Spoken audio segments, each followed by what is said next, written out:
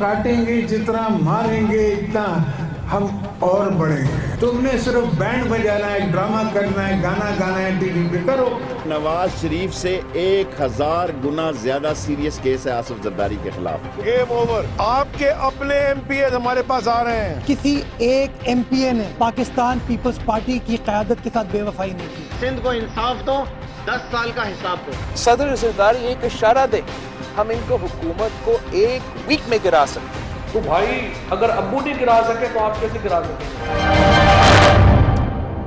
अस्सलाम वालेकुम, आप देख रहे हैं खबर के पीछे फरीद रईस के साथ। जाली अकाउंट्स केस और मनी लॉन्ड्रिंग के मामले के ऊपर जब से जेआईटी रिपोर्ट में 172 नाम आए और उसके बाद हुकूमत ने जो ईसीएल में डालने का फैसला किया, उसके बाद पाकिस्तान तहरीक इंसाफ उसी रिपोर्ट के तनाजुर में इस चीज के ख्वाब भी देखने लगे कि सिंध की सरकार को भी गिरा दिया जाए। इस पर बाद में बात करेंगे, लेकिन पहले 172 नामों का ईसीएल में डाले जाने का मामला, इसमें वजीर आला सिंध जिसमें आसिफ अली जरदारी, बिलावल फरियाल टापुर और दीगर जो नाम है वो डाले गए। सुप्रीम कोर्ट में आज इसकी समाअत हुई और इज़हार बरहमी किया गया चीफ जस्टिस की जानिब से और कहा गया कि मुल्क के दूसरे बड़े सूबे के चीफ एग्जीक्यूटिव का नाम ईसीएल में कैसे डाल सकते हैं। 4 वुज़रा का नाम भी ईसीएल में डाल दिया जाए ताकि हिसाब बराबर हो जाए। मिस्टर वजीर दाखिला जाकर अपने बड़ों को बता दें, मुल्क सिर्फ आइन के तहत चलेगा, एक रिपोर्ट की बुनियाद पर हुकूमत गिराने की इजाजत नहीं दे सकते। काबीना का अगला जो भी इजलास हो उसमें ईसीएल लिस्ट पर दोबारा जायजा लिया जाए। चीफ जस्टिस साकिब निसार का यह मुकालमा रहा। जेआईटी को ईसीएल में नाम डालने की सिफारिशात का मैंडेट किसने दिया? इसके साथ साथ यह भी मोहलत दी गई आसिफ अली जरदारी और फरियाल तालपुर को वो हफ्ते के आखिर तक जवाब जमा कराएं।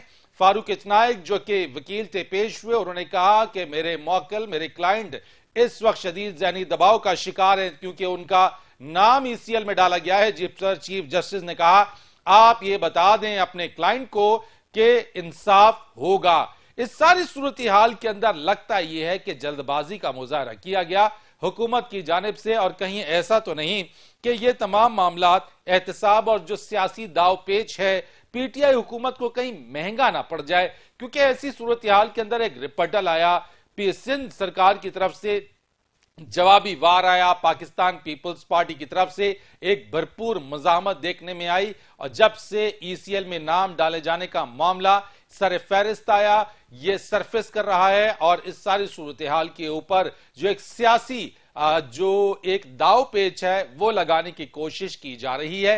वफाकी वजीर इत्तलात और नशरियात फवाद चौधरी इससे पहले एक दौरा सिंध का कर चुके थे, उसके बाद दूसरे दौरे की भी तवक्को थी लेकिन वो नहीं गए। इस सारी सूरत हाल के ऊपर जहां पाकिस्तान तहरीक इंसाफ के जो वुज़रा हैं या फिर पाकिस्तान तहरीक इंसाफ के सूबाई असम्बली के जो रुकन हैं वो ये कहते हैं कि एमपीएज हमारे पास आ रहे हैं सिंध के, इस पर बात करेंगे। लेकिन सबसे पहले जाली अकाउंट्स का मामला, मेरे साथ बात करने के लिए मौजूद हैं सीनियर सहाफी हैं, तज्जियाकार हैं मुर्तजा सुलंगी साहब। अस्सलाम वालेकुम सर। जी वालेकुम सलाम। मुर्तजा सुलंगी साहब, इज़हार बरहमी किया गया चीफ जस्टिस ऑफ पाकिस्तान की जानिब से कि 172 नाम कैसे ईसीएल में डाल दिए, यह महज एक रिपोर्ट है और रिपोर्ट की बुनियाद पर नाम क्यों डाले गए? आप क्या समझते हैं इस अमल को, इस इक़दाम को जो हुकूमत की तरफ से कहा गया कि यह एग्जीक्यूटिव का फैसला है, जल्दबाजी की गई इसमें? जी ये फैसला तो वाकई एग्जीक्यूटिव का है, लेकिन जिस तरीके से यह फैसला किया गया वो इतने बड़े पैमाने पे किया गया और इस पे इतना शोर उठा कि लामहाला आज अदालत ने हुकूमत का जो एतमाद है उसको खासा झटका दिया। ये जो हमारे कई वुज़रा पिछले काफी अरसे से कह रहे थे कि ये तमाम इदारे हमारी पुष्ट पर खड़े हैं, तो आज उस एतमाद को जरा ठेस जरूर पहुंची है हुकूमत के, क्योंकि आप देखें कि 172 अफराद जिनके नाम डाले गए हैं ईसीएल पे, उनमें सूबे का वजीर आला भी शामिल है जो अपने फराइज की सरंजामदही में वो किसी भी वक्त मुल्क से बाहर जा सकता है। और 18वीं तरमीम के बाद तो सूबों के पास ये अख्तियार भी है कि वो मुख्तलिफ ममालिक के साथ बराह रास्त भी मुआहदे कर सकते हैं। तो ये इंतहाई एक एक ऐसा अमल था जिस पर शोर उठना था, और अच्छा है कि अदालत ने इस पर एक नोटिस लिया। मुर्तजा साहब, और उनसे कहा कि आप ये वो तमाम बातें हैं जो आज सुप्रीम कोर्ट के अंदर इन चीजों को डिस्कस किया गया, इनकी जो बारीक बीनी भी है वो भी देखी गई। वजीर आला सिंध की जो जिम्मेदारियां उसको लेकर भी बात की गई कि वो अगर मुल्क से बाहर जाना चाहे और नाम ईसीएल में होते हुए कैसे हो गया और ये क्यों डाला गया। मैं आपसे पूछना चाहता हूं, ये तमाम चीजें क्या हुकूमत ने इसको पहले स्टडी नहीं किया था, इस पर तहकीक, इस पर गौर नहीं किया गया? और अगर ये खदशा भी था कि अगर कोई मुल्क से फरार हो सकता है तो सिलेक्टेड नाम क्यों नहीं डाले गए उस जेआईटी की रिपोर्ट में जो थे?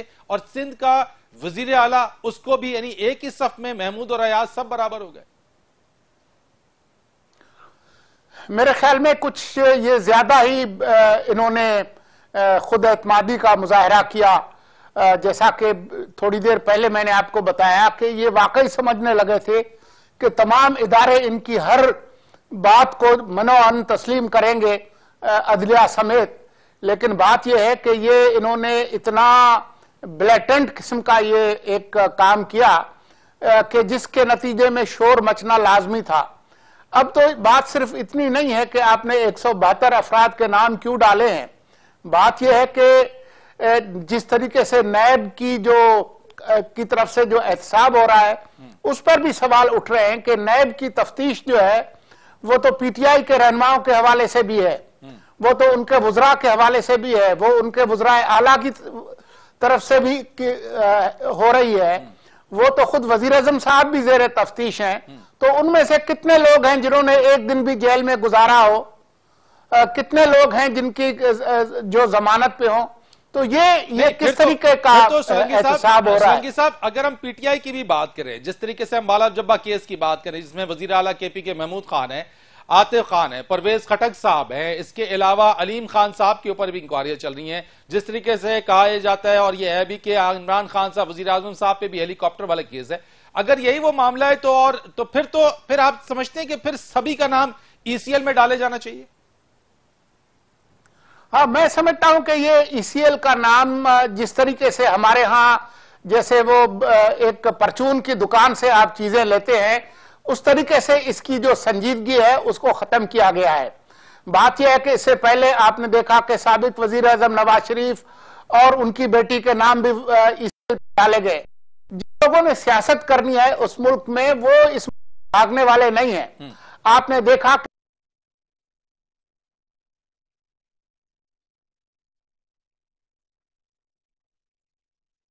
वो मेरे ख्याल में नहीं होना चाहिए। हाँ, जो लोग जिनके कत्ल के मुकदमे हैं, कोई इस तरह के लोग हैं जिनके स्टेक्स नहीं है इस मुल्क में, जो छोड़ के भाग जाएंगे, उसके बारे में तो बंदा कह सकता है। लेकिन ये जिस तरीके से आजादाना इस्तेमाल जिस तरीके से ईसीएल का हुआ है, वो उस वजह से इस पर बहुत शोर भी उठा है और अच्छी बात है कि अदालत ने इसका नोटिस लिया। अच्छा मुर्तजा साहब, ये अभी हमने माजी में कुछ माह पहले से लेकर अब तक जरा इसका मुवाजना अगर करें और इस केस को फिर मैं उसके साथ आपके सामने रखूंगा कि जैसे हमने देखा मियां नवाज शरीफ साहब को जो पहली सजा हुई उस पर वो जेल गए, बाद अज़ां उसी फैसले को इस्लामाबाद हाई कोर्ट में चैलेंज किया गया और वो डिसीजन को सेट असाइड किया गया। उसके बाद हमने जो रीसेंट देखा अल अजीजिया और फ्लैगशिप के अंदर, जिसमें फ्लैगशिप में उनको बरी किया गया और अल अजीजिया के अंदर उनको फिर 7 साल की जो है वो कैद हुई। ये जो जेआईटी मामला है, मनी लॉन्ड्रिंग और जाली अकाउंट्स वाला मामला, और जिसमें एक ट्राइका भी हमने देखा बताया गया, जिसमें ओमनी ग्रुप, जिसमें मलिक रियाज, जरदारी ग्रुप, इन सब का है। ऐसी सूरत हाल में अगर इस जेआईटी की बुनियाद पर जो रेफरेंसेस फाइल होते हैं और अगर वो रेफरेंसेस उस तरह से प्रूव नहीं होते जरदारी साहब और उनकी फैमिली के अगेंस्ट में, तब क्या होगा? फिर ये पूरी रिपोर्ट का क्या बनेगा? उनका वही होगा जो कि आपने फिर उस सूरत में जो डॉक्टर आसिम केस का देखा। आज क्या हुआ, जो इल्जामात लगे गए, कितने 100 अरब के इल्जामात थे, वो पैसे कहां गए? हर आए दिन कोई ना कोई उठ के बात करता है कि जी वो लांच जो है वो पैसों की भरी जा रही थी, तो वो किधर गई, वो पैसे किधर गए? तो बात यह है कि जितने भी इल्जामात हैं वो अदालत में कानून के हिसाब से उनको साबित होना होता है। उसके बगैर वैसे तो बहुत सारी बातें हैं। आज तो उजैर बलोच का भी पता नहीं चल रहा कि वो किधर गया। तो सोलंकी साहब, बल्दिया टाउन फैक्ट्री के ऊपर भी एक जेआईटी बनी थी। जी जी, तो बात यह है कि इस तरह का जो जेआईटीज का जो कल्चर है, जरूरी नहीं है कि जो इल्जामात लगाए गए हैं वो दुरुस्त भी साबित हों। तो हम जेआईटी के अंदर जो इल्जामात लगाए गए हैं, वैसे भी अदालत ने उस पर मना किया है कि उस पर बात ना करें, बल्कि इस पर भी बरहमी का इजहार किया है कि जब अदालत ने मना किया था कि ये मामलात टीवी पर उन पर बहस नहीं होगी, तो फिर ये किसने लीक किया, ये कैसे जो वुज़रा साहबान है उसके बारे में तकारीर करते पाए गए, और फिर उसके नतीजे में लामहला जो पीपल्स पार्टी के लोग हैं उन्होंने फिर आकर अपना दिफा करने की कोशिश भी की। तो बात यह है कि ये इस तरह से होना नहीं चाहिए। इल्जामात जब तक अदालत में साबित नहीं हो जाते तब तक उन पर इस तरीके से बात नहीं होनी चाहिए। ठीक है मुर्तजा सोलंकी साहब, ब्रेक हम लेंगे और यहां पे कमर्शियल ब्रेक होगी। जब हम दोबारा आएंगे तो दूसरी तरफ चूंकि सिलसिला इसी से जुड़ा हुआ है, इसको जरा आगे लेके चलेंगे, लेकिन एक और पैराए में देखेंगे कि इस जेआईटी में 172 अफराद के नाम और बिलखुसूस वजीर आला सिंध मुराद अली शाह का नाम आने के बाद पीपल्स पार्टी इस बात पर क्यों यकीन उसको हो चला कि सिंध की हुकूमत वो गिरा देंगे, वहां पे अपनी हुकूमत अपनी सरकार लेकर आ जाएंगे। और अब अभी तक यानी आज दिन तक भी वफाकी वजीर इत्तलात और नशरियात फवाद चौधरी साहब ये कहते पाए गए, ये कहते सुना गया उनको कि वजीर आला सिंध मुराद अली शाह मुस्ताफी हों क्योंकि उनका नाम इसमें आया है। कमर्शियल ब्रेक लेते हैं और ब्रेक के बाद जरा बात करेंगे और जानने की कोशिश करेंगे क्या वाकई कोई फॉरवर्ड ब्लॉक बन रहा है पीपल्स पार्टी के अंदर, सिंध सरकार को गिराना इतना ही आसान है। और गवर्नर राज से मुतालिक जो बात है उसके हवाले से भी चीफ जस्टिस ने आज क्या कहा, एक कमर्शियल ब्रेक के बाद।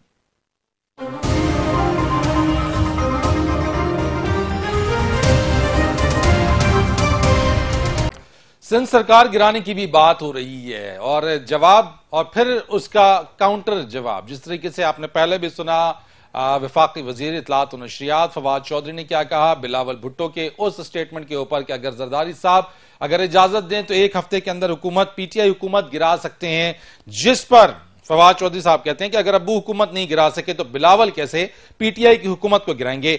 मुराद अली शाह मुस्ताफी हों, जेआईटी में उन पर संगीन नौयत के इल्जामात सामने आए हैं। वफाक वज़ीर इत्तलात और नशरियात यह कहना था फवाद चौधरी का, और मुराद अली शाह का नाम ईसीएल में आने के बाद जो फॉरवर्ड ब्लॉक बनाने हुकूमत गिराने के हवाले से जो हम सियासी तौर पर जो हम देख रहे हैं कि हलचल मची हुई है, उस सारी हलचल के अंदर क्या वाकई वो हलचल आगे चल के पीटीआई हुकूमत जो एफर्ट्स हैं पीटीआई की वो कामयाब होंगी या फिर जो रिएक्शन आया पाकिस्तान पीपल्स पार्टी की तरफ से वो रोकने में कामयाब हो गए हैं। लेकिन एक बात और भी सामने, जो गवर्नर राज की जो बातें हो रही हैं उसमें चीफ जस्टिस का कहना है कि सिंध में गवर्नर राज लगाया तो उसे उड़ने में 1 मिनट लगेगा।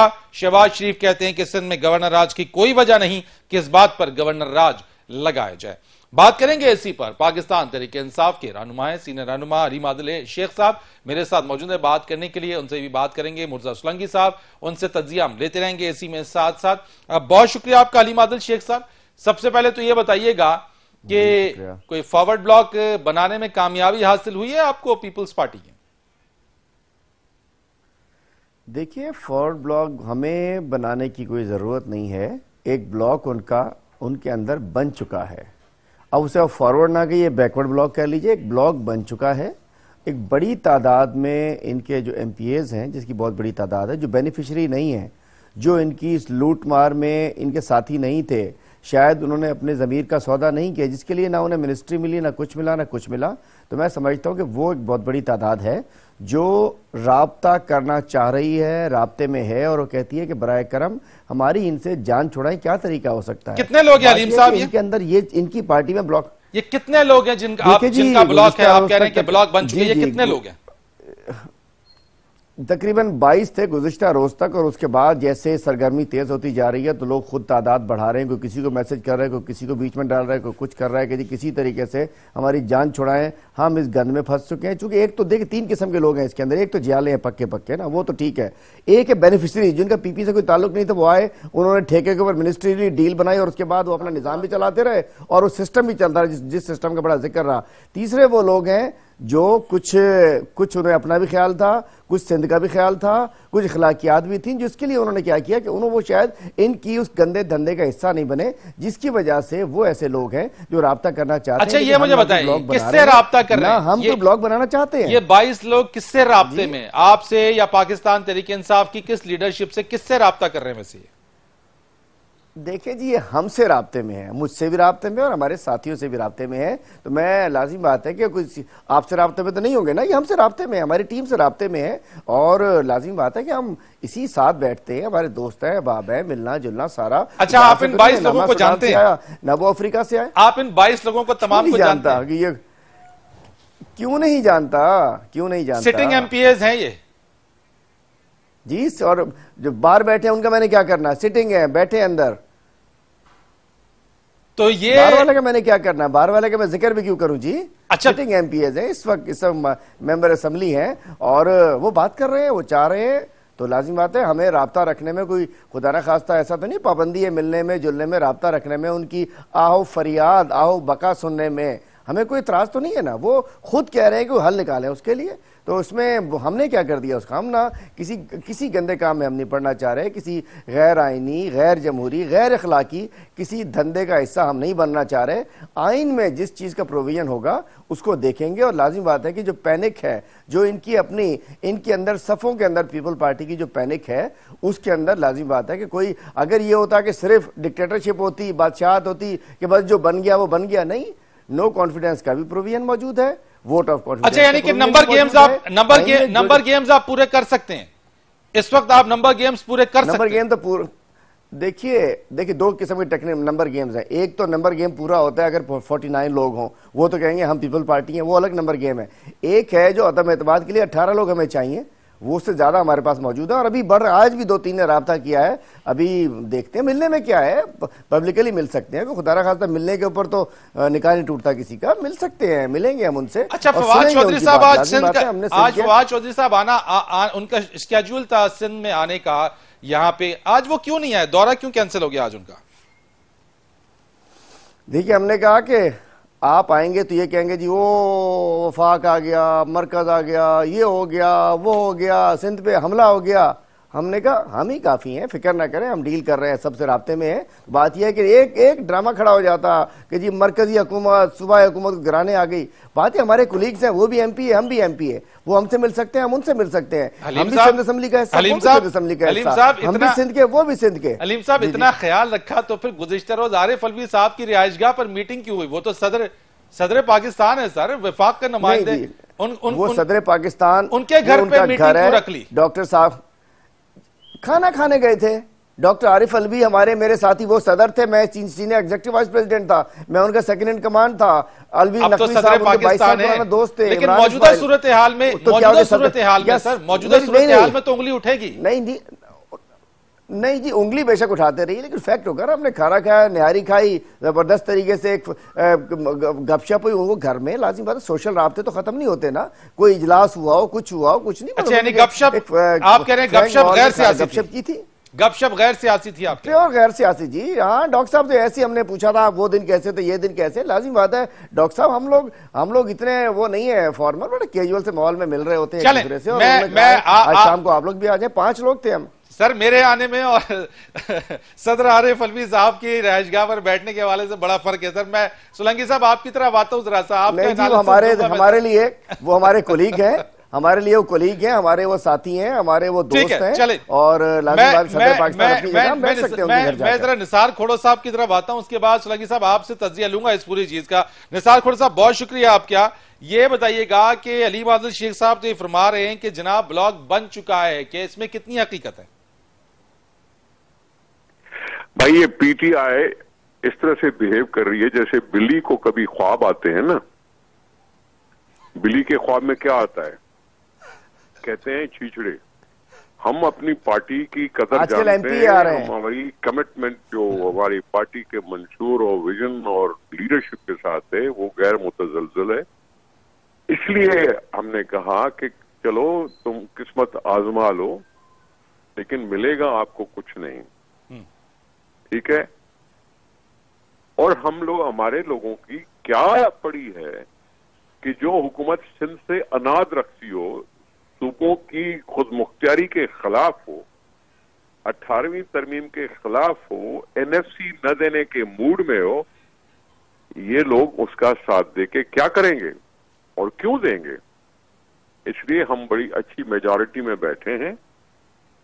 ये भले हीजान पैदा करें, और हीजान पैदा इसलिए कर रहे हैं कि उनकी अपनी नाकामी है, हुकूमत की नाकामी, इसलिए लोगों का अटेंशन डाइवर्ट करने के लिए सारी चीजें की जा रही हैं कि दूसरी चीजें पे बात करें, इस चीज पे बात करें और दूसरी भूल जाएं। सिंध वाले जानते हैं, सिंध वाले जानते हैं कि ये कितने खैरख्वाह हैं सिंध से। सिंध वाले जानते हैं कि पीपुल्स पार्टी ने क्या क्या तकलीफें बर्दाश्त करके जो आगे बढ़ी है, उससे भी वाकिफ हैं। तो ऐसी कोई बात नहीं है। बाकी आप मेहरबानी फरमा के सबको कह दें कि सदर मुमलिकत साहब को भी कह दें कि अपने घर को सियासी अखाड़ा न बनाएं। हम जब किसी एक्टिविटी करते थे तो जरदारी साहब पर इल्जाम लगता था कि ये पॉलिटिक्स में इंडल्ज हो रहे हैं। तो नए पाकिस्तान में क्या हो रहा है, ये नए पाकिस्तान में डॉक्टर आरिफ अलवी साहब अपने घर पे जाके मुलाकातें करें और ये स्ट्रेटेजी बनाएं। ये क्या तरीका है? वो उनके हाथ में पल्ले में पड़ेगा कुछ नहीं। ठीक है निसार खोड़ो साहब, वैसे तो अलीम साहब कहते हैं कि कोई सियासी बात नहीं थी, गैर सियासी बात थी, इस तरह की कोई बात नहीं हुई। लेकिन मैं आपसे पूछना तो बिलावल साहब कहते हैं अगर जरदारी साहब इजाजत दें तो एक हफ्ते में PTI हुकूमत को गिरा सकते हैं, क्या यह मुमकिन है? वो इसलिए क्योंकि PTI की हुकूमत को बड़ी थिन मेजॉरिटी है, उनके साथ एलाइज बैठे हैं, उनको सिंपल मेजॉरिटी नहीं मिली थी, उनको मेजॉरिटी दिलवाई गई, जैसे जनरल मुशर्रफ ने जफरुल्लाह जमाली को दिलवाई थी, इसी तरह से इनको भी दिलवाई गई है। और वो किसी तरह भी कहीं भी नाराज भी हो सकते हैं, सब कुछ हो सकते हैं। तो उनकी अपनी जो मेजॉरिटी है वो बड़ी थिन है। इसलिए हमको उनको याद करवाया कि अगर हमें हमारे जरदारी साहब अगर इजाजत दें, जाहिर है उन्होंने भी मुल्क चलाया है 5 साल, उनको पता है कि मुल्क के क्या मसाइल हैं, क्या दरपेश हैं, क्या नहीं है। इसके बावजूद अगर वो इजाजत दें तो हम भी कुछ कर सकते हैं। ठीक है निसार खोड़ो साहब, ये मुझे बता दें कि अगर पाकिस्तान पीपुल्स पार्टी को लगे कि हालात उनके खिलाफ वाकई बहुत एक्सट्रीम पे जा रहे हैं, तो क्या उसके बाद उस वक्त जरदारी साहब इजाजत देंगे? देखिए बात सुने, जरदारी साहब तो अब भी जिन जिन मुल्कों ने पाकिस्तान की माशी तौर पर मदद की है उसको अप्रिशिएट कर रहे हैं। हम मुल्क के बारे में सोचते हैं, हमारी ये सियासी तासुबात जो है ना वो सेकंड रेट पे है, सेकंड ग्रेड पे है, सेकंड प्रेफरेंस है। हमारा प्रेफरेंस अपना मुल्क है और मुल्क में मसाइल हैं, लोगों के मसाइल हैं।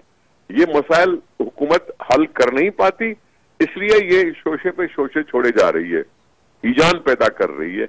ईजान खुद पैदा करके खुद ही अपने पांव पे कुल्हाड़ा मार ले, इससे वो इज्तनाब करें, इससे वो इज्तनाब करें, जरा रोकें अपने आप को, जरा तहमुल सीखें। पहली दफा हुकूमत मिली है, इसका ये मतलब नहीं है कि बदआदमी हो जाए। ठीक है निसार खोड़ो साहब, मैं आपकी तरफ आता हूं जरा सा। सोलंकी साहब, आपने ये बातें सुनी है, मैं एक दो सवाल और है जो निसार खोड़ो साहब से पूछूंगा, लेकिन आपने ये दोनों गुफ्तगू सुन ली है जिसमें अलीम साहब तो ये कहते हैं कि ब्लॉक बन चुका है, खोड़ो साहब कहते हैं कि कोई ऐसी बात नहीं है, अलीम साहब ये कह रहे हैं कि सदर साहब की रिहाइश गाह पे ऊपर कोई सियासी बात नहीं हुई, जबकि निसार खोड़ो साहब कहते हैं माजी में आसिफ अली जरदारी साहब को इस चीज में घसीटा जाता था कि जो सदर मुमलिकत जो है वो सियासी हैं और पीपुल्स पार्टी उनको अपने सियासी मकसद के लिए इस्तेमाल कर रही है। क्या कहेंगे इस पूरे एनालिसिस पे आप?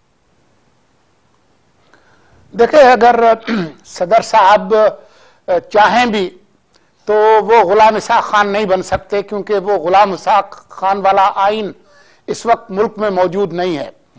तो ख्वाहिश करने में, कोशिश करने में कोई हर्ज नहीं है, लेकिन जो सूरत हाल है, जो नंबर्स गेम है सिंध असेंबली में, उसमें PTI के लिए मुमकिन नहीं है। और आपको भी पता है कि मौजूदा जो आईनी सूरत हाल है उसमें इस तरह का कोई फॉरवर्ड ब्लॉक बन भी नहीं सकता। हलीम साहब तो कह रहे वोट ऑफ नो कॉन्फिडेंस के लिए 18 लोग चाहिए वोट ऑफ नो कॉन्फिडेंस के लिए। वो कर ले ना जी, वो नो कॉन्फिडेंस कर ले, किसी ने रोका तो नहीं है ना। अदम एतमाद जो है उसका हक है उनको, वो जरूर उसका इस्तेमाल करें, लेकिन उनको भी पता है कि ये सिवाय एक सियासी दर्जा हरारत को बुलंद करने के और दबाव डालने के इसके अलावा और कोई बात नहीं है। और मैं जरा और आगे जाऊंगा, बावजूद इस बात के कि पीटीआई को अपने तौर पर कोई अक्सरियत हासिल नहीं है, 156 अराकीन हैं कौमी असम्बली में, जबकि 172 चाहिए हुकूमत करने के लिए, लेकिन मैं ये भी नहीं समझता कि खुद पीटीआई की हुकूमत कोई गिरने जा रही है फौरी तौर पर, उसके भी कोई इम्कानात नहीं है। ये सियासी सिर्फ बयानबाजी है, इससे कोई ताल्लुक नहीं है कि किसी किस्म की कोई न कोई गवर्नर राज लग सकता है। अगर लगाने की कोशिश भी करेंगे, इसको छोड़ दे के अदालत उज़्मा ने आज क्या कहा है, लेकिन अगर गवर्नर राज लगाने के लिए जो हालात चाहिए हैं, क्या वो सिंध में मौजूद हैं? वो मौजूद नहीं है। लेकिन अगर किसी तरह से आप ये कर भी लें, तो आपको पता है कि गवर्नर राज के बाद खुद पार्लियामान का जो मुश्तरका जो इजलास है उसने उसकी मंजूरी देनी है। तो इस वक्त जो सूरत हाल है पीटीआई की कौमी असेंबली में और सेनेट में, क्या ये बात मुमकिन होगी? तो ये दीवार पे लिखा है कि ये बात मुमकिन नहीं है, ये सिवाय सियासी बड़कबाजी के इसके अलावा और कुछ भी नहीं है। हलीम आदिल शेख साहब, अगर ये सिर्फ सियासी भड़कबाजी है और अगर यहां पे मामला उस तरीके से नहीं है जितना आसान आप समझ रहे हैं, आपके पास ऑलरेडी केपी में हुकूमत है, ऑलरेडी पंजाब के अंदर एक हुकूमत है, बलूचिस्तान के अंदर इनडायरेक्ट ही सही आपके अलाई बलूचिस्तान अवामी पार्टी की हुकूमत है, क्या जरूरत है फिर कि सिंध में सरकार की तब्दीली हो? और अगर सिंध में चीजें चल रही हैं तो लेट द थिंग्स डू, अगर परफॉर्मेंस पे तवज्जो दी जाए बजाय इसके कि सरकार गिराने पर, तो ज्यादा बेहतर ना होगा? देखिए, सूरत हाल ये है कि हमने नए पाकिस्तान की बात की है, हमने पूरे 22 करोड़ अवाम के मुस्तकबिल की बात की है, हमने 22 करोड़ अवाम की ज़िंदगी में तब्दीली की बात की है। उसके अंदर ये 6-6.5 करोड़ अवाम भी सिंध के शामिल हैं। हमने चारों पहियों पे इस पाकिस्तान को, 4 पहिए हैं, 4 व्हील्स पे, चारों सूबों पर ये फेडरेशन चल रही है, ये स्टेट चल रही है। अगर 3 पहिए तो ठीक हों, एक को इन लोगों ने पंचर कर दिया हो, उसका इन्होंने ब्रस्ट कर दिया हो और वो उस वक्त उसके साथ मैच ना कर सके, तो कहाँ ये मुल्क कहाँ लेकर जाएंगे? और बात ये करते हैं कि सब कुछ ठीक नहीं है, जेआईटी को तो हम डिस्कस नहीं कर सकते, चीफ साहब ने पाबंदी लगा दी, नहीं तो बहुत कुछ है उसके अंदर। आज सिंध के तकरीबन 99 ब्यूरोक्रेट्स, सेक्रेटरीज, एडिशनल सेक्रेटरीज 18, मतलब 17 से कोई 20 ग्रेड तक के 20-21 ग्रेड तक के 99 और मुख्तलिफ खातों के जो अफसरान हैं वो नैब की बेल के ऊपर हैं। बहुत बड़ी तादाद में वुज़राए कराम, मुशीरान और एमपीए साहबान की बहुत बड़ी तादाद चले वक्त के ऊपर है। मैं आपसे मुझे ये बता दें वोट ऑफ नो कॉन्फिडेंस कब लेकर आ रहे हैं? चलें, आप कहते हैं नंबर भी है, 18 लोग भी हैं, ये वोट ऑफ कॉन्फिडेंस कब ला रहे हैं? मैं फिर निसार थोड़ा सा आपके पास जाके इस सेगमेंट को क्लोज करूंगा। नहीं जी, मैं बता दूं आपको, हम जब चाहे हम ला सकते हैं। नहीं, कब ला रहे हैं? और इसमें कोई कब ला रहे हैं? नहीं है सर, ला कब? वो हमारा प्लान है, वो हमारा प्लान है। नहीं ना सर, बता देना। हम इंशाल्लाह जब लाएंगे आपको जरूर बता देंगे। सर, कब ला रहे हैं? बता दूं एक और चीज आपसे ऐड कर, हम लाएंगे तो बताएंगे, डंके की चोट पे बताएंगे, इंशाल्लाह आपको इन्वाइट करेंगे, बताएंगे ना कब, अनकरीब, लेकिन बताएंगे आपको। आज हमारा होमवर्क चल रहा है। दूसरा, हम कोई गैर आईनी, गैर कानूनी, गैर जमहूरी इकदाम नहीं करने जा रहे हैं और हमारे पास आईनी इख्तियारात मौजूद है। जल्द क्या समझू? जनवरी में, फरवरी में, मार्च में, अप्रैल में, कब सर? इसको छोड़िए, इसको छोड़िए, ये कुछ हमारे पास भी तो रहने दें, कुछ हमें भी तो कुछ सस्पेंस तो रहने दीजिए। बात ये कि हमारे पास सर नंबर गेम जब पूरे थे बता दें। अल्हम्दुलिल्लाह नंबर हमारे पास पूरे हैं। देखें जी, हम ले आएंगे ना, वक्त का इंतजार है, हम देख रहे हैं सही वक्त के ऊपर सही लाजिम लोहा गर्म होने दे, चोट फिर लगाएंगे। मैं बता दूं आपको, फरीद रईस गरम कर दिया सर। फरीद रईस, मेरी एक बात सुने, मैं आपसे अर्ज करूं, ये सिर्फ शोशा नहीं है, ये हिजान पैदा नहीं कर रहे। हम समझ सकते हैं कि सिंध के साथ जुल्म हो रहा है, सिंध के अंदर लोगों को पानी साफ नहीं मिल रहा है, सिंध के स्कूलों में किताब नहीं मिल रहा है, सिंध के अस्पतालों में दवाइयां नहीं मिल रहे। मैं लास्ट वीक गया था, निसार खोड़ो साहब मेरे बड़े भाई हैं, मोहतरम है, सीनियर पार्लियामेंटियन, इनकी इज्जत करता हूं मैं।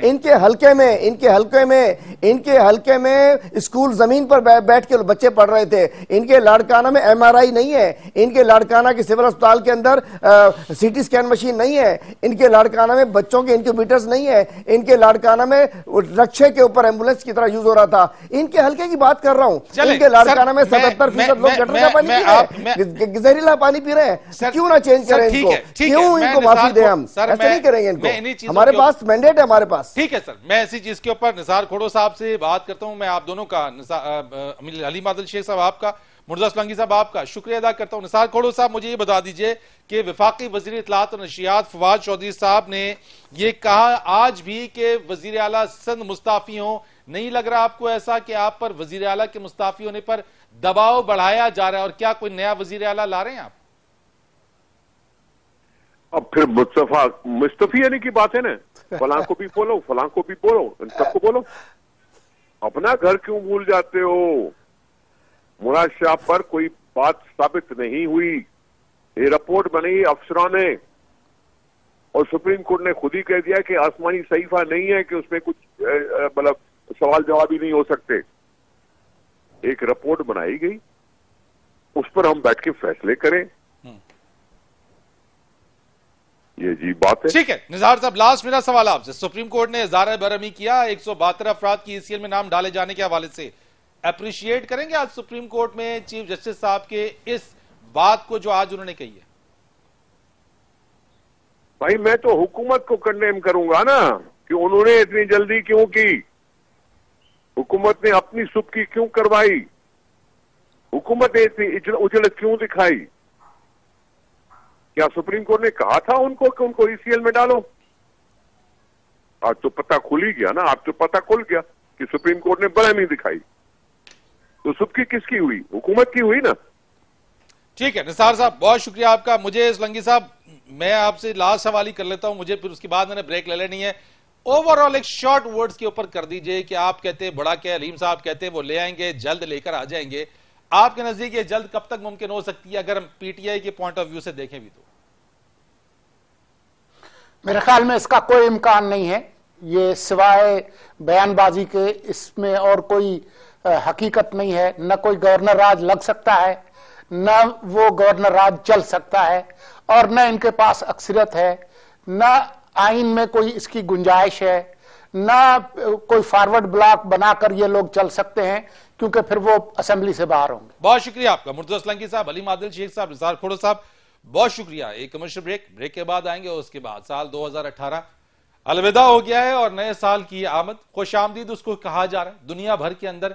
जरा एक मुख्तसर सा नजर डाल देंगे 2018 में क्या हुआ, कहां कहां क्या कुछ होता रहा, बिलखुसूस पाकिस्तान के हवाले से ज्यादा बात करेंगे एक ब्रेक के बाद।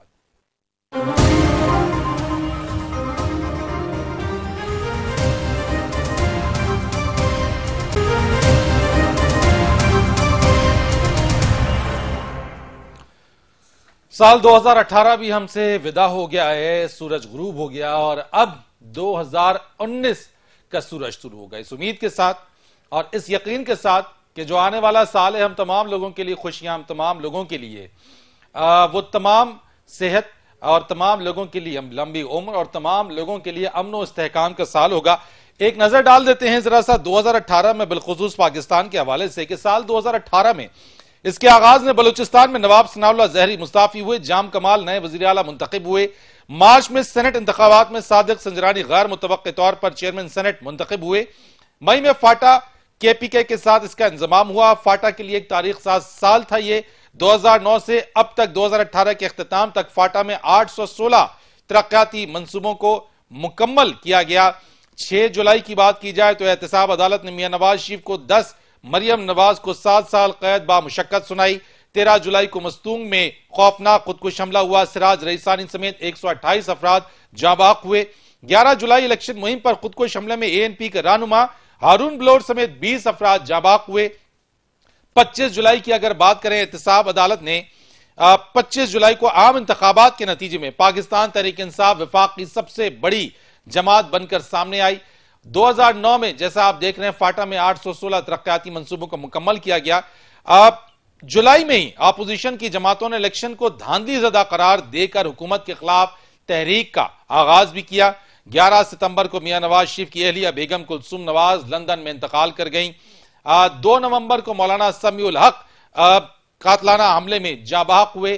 23 नवंबर को कराची में चीनी काउंसिल खाने में हमले के नतीजे में तकरीबन 7 अफराद इसमें जाबाक हुए, इसमें हलाक हुए। और अक्टूबर की बात करें तो जमाल खशोगी के हवाले से अक्टूबर में उनको तुर्की में सऊदी काउंसलेट के अंदर उनको कत्ल किया गया। ये वो तमाम चीजें थी जो कि साल 2018 में होती रहीं। दिसंबर में अगर अफगान तालिबान की बात करें तो उनकी जो टॉक्स हैं, उनकी बातचीत है, उसका आगाज हुआ, लेकिन एक बार फिर वो बातचीत खटाई में पड़ गई है। 24 दिसंबर की बात कर लें अगर तो मियां नवाज शरीफ को फ्लैगशिप रेफरेंस में बरी, जबकि अलीजीजिया के अंदर 7 साल की कैद दोबारा सुनाई गई।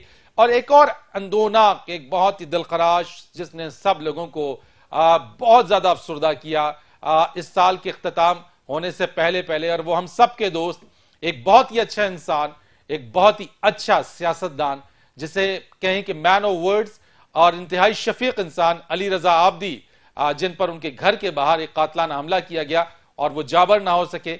हम सब से वो रुखसत हुए इस साल से जाते जाते, इस साल के इख्तिताम से पहले नए साल का सूरज वो ना देख सके। लेकिन कराची में टारगेट किलिंग अंधी गोलियों ने अली रजा आबदी को भी हमसे छीन लिया।